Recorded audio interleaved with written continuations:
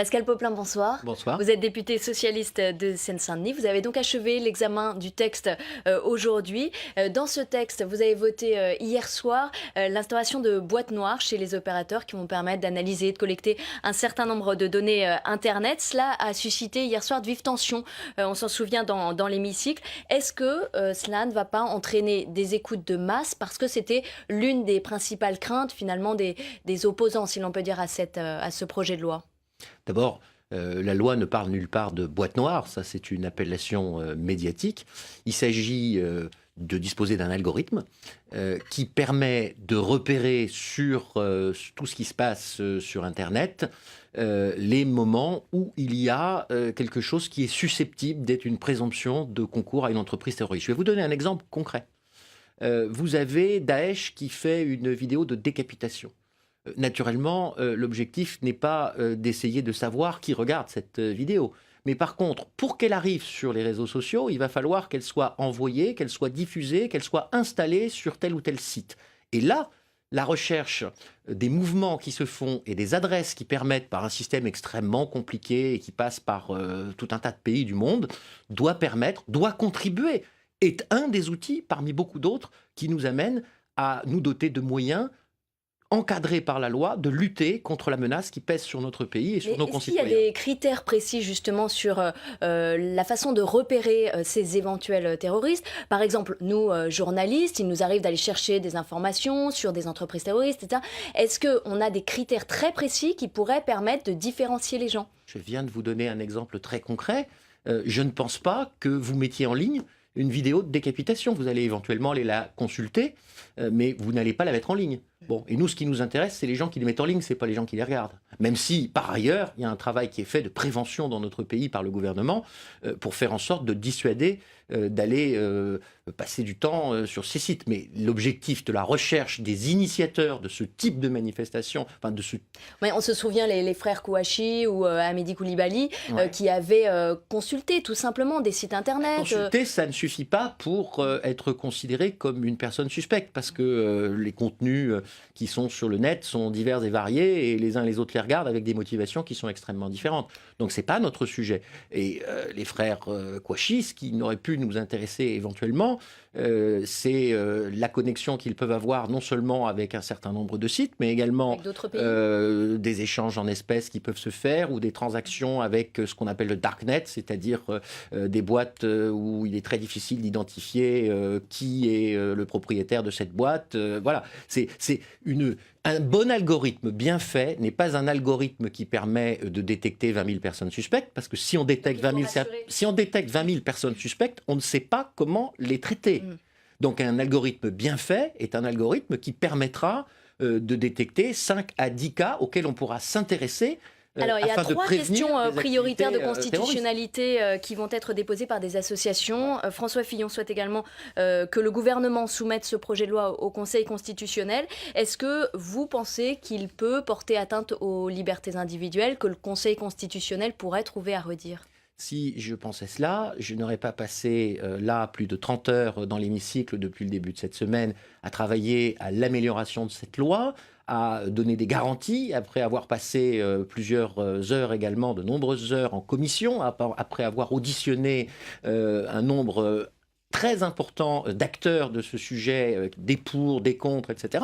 Donc si j'avais la conviction que nous avons voté quelque chose qui est contraire à la Constitution, que nous allons voter, eh bien, je n'aurais pas donné un avis favorable à ce projet. Et ceux qui, le cas échéant, ont ce doute, peuvent saisir le Conseil constitutionnel, puisque maintenant, y compris par le biais d'une question prioritaire de constitutionnalité, tout citoyen a la faculté de demander si c'est conforme à la Constitution. Vous restez avec nous, Pascal Popelin. Je vous propose qu'on revienne sur un autre point du texte, celui sur l'interception et la surveillance des échanges téléphoniques en prison. Les députés ont voté cette disposition en commission. Par amendement gouvernemental, Christiane Taubira a voulu supprimer cette possibilité, mais les députés ont finalement adopté cette mesure. Je vous propose d'écouter la ministre de la Justice ainsi que le député UMP Pierre Lellouche. La conséquence serait que c'est un changement de métier. Il nous faut donc en tirer les conséquences en matière de formation, en matière d'effectifs, en matière également de tutelle de ce service du renseignement pénitentiaire. Nous pensons qu'il est souhaitable que le ministère de la Justice n'ait pas à ordonner directement la mise en œuvre de techniques de recueil de renseignements. Que le gouvernement vienne nous expliquer qu'il est hors de question d'espionner les djihadistes ou les candidats au djihad, alors qu'on met en place un énorme système de surveillance sur le reste du pays, ça c'est quelque chose que je ne comprends pas. Il ne s'agit pas de demander aux gardiens de prison de faire l'espion, il s'agit de donner des moyens d'aller espionner là où c'est nécessaire. Et vous êtes, franchement, c'est incompréhensible que le gouvernement vienne supprimer l'une des rares choses utiles qu'il y avait dans ce texte. Est-ce que c'était une erreur du gouvernement de vouloir supprimer ces écoutes téléphoniques en prison ?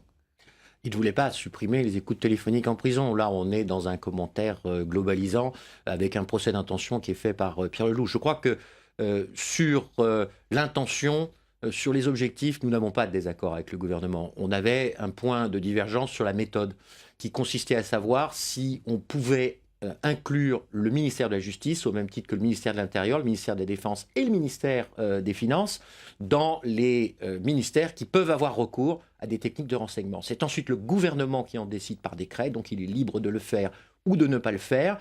Bon, j'aurais tendance à dire sur ce sujet que tel monsieur Jourdain qui fait parfois de la prose sans le savoir, aujourd'hui, il y a des actions de renseignement qui sont menées en milieu pénitentiaire. Est-ce qu'on peut dire que les agents pénitentiaires sont des agents de la DGSE finalement ? La DGSE d'abard, ce sont des agents des services extérieurs, donc ils n'interviennent pas sur le territoire national. Aujourd'hui, il arrive qu'ils ne sont pas secrets puisqu'on les met dans la loi. Mais il arrive aujourd'hui que l'administration pénitentiaire ait recours au service de la DGSI pour sonoriser une cellule ou pour faire un certain nombre de techniques d'investigation intrusives. Il n'y a pas de raison qu'on puisse le faire, dans la vie normale et qu'on ne puisse pas le faire dans l'univers carcéral. Après, c'est juste une question de méthode, c'est qui, quand, comment, avec quels moyens. Mais en tout cas, il y a une volonté très forte, partagée par le gouvernement et par la majorité, de faire en sorte qu'on ne laisse pas se développer en prison des radicalisations ou même sur d'autres sujets, tout simplement, qu'on puisse continuer à faire son business de trafic de stupéfiants depuis sa cellule. Il y a des députés socialistes donc, qui ont voté cette disposition avec des députés de droite. Est-ce que ça ne fragilise pas Christiane Taubira ? Est-ce que ce n'est pas un désaveu pour la ministre de la Justice ? Mais il y a plein de thèmes sur lesquels nous n'avons pas été en accord avec le gouvernement et qui concernaient des amendements portés d'abord par le gouvernement et pas par la garde des Sceaux, mais enfin des fois plus qui étaient soutenus par le ministre de l'Intérieur ou par le ministre de la Défense, voire par le Premier ministre. C'est le travail parlementaire normal que d'essayer de travailler, de se forger sa conviction et de trouver le meilleur dispositif. Si on se retrouve avec des députés de l'opposition pour le faire, c'est très bien, c'est pas criminel. À travers ce rejet de cet amendement, il ne faut pas y voir un différend de plus entre Christiane Taubira et Manuel Valls. Il ne faut pas y voir. C'était un amendement du gouvernement. Je ne connais pas d'amendements du gouvernement qui sont présentés à l'Assemblée nationale sans avoir fait l'objet d'un arbitrage gouvernemental. Rejeté par des députés proches de Manuel Valls. Je connais des parlementaires qui, à un moment ou à un autre, sur tel ou tel point, disent bah non, on n'est pas d'accord avec le gouvernement. Et la Constitution donne cette prérogative aux parlementaires qui est celle de décider de la loi. Merci Pascal Popelin, député socialiste de Seine-Saint-Denis, porte-parole du groupe PS sur ce projet de loi renseignement. On poursuit